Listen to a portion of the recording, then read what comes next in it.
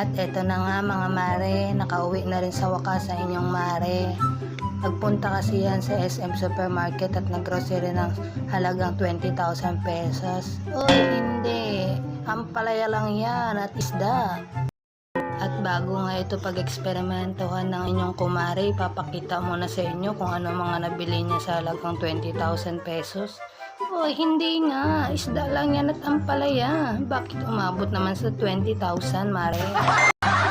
Ito ngang mare ninyo, walang patawad, pati isda ni romansa na.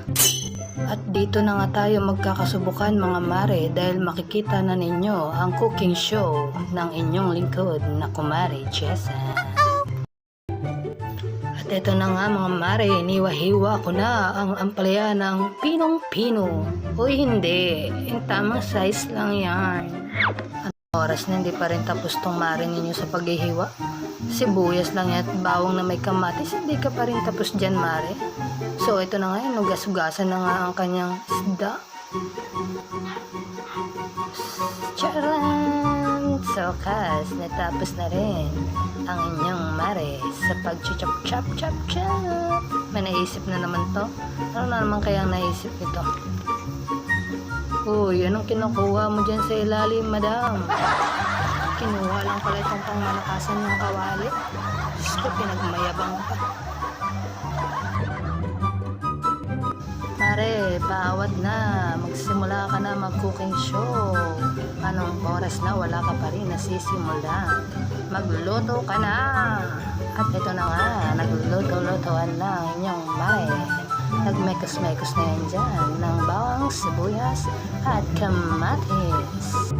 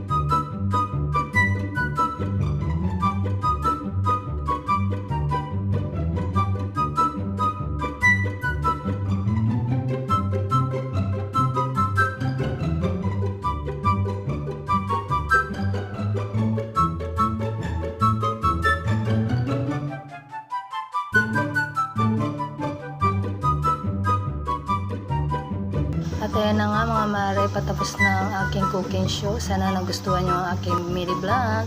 Salamat! Don't forget to like and share and comment. Thanks!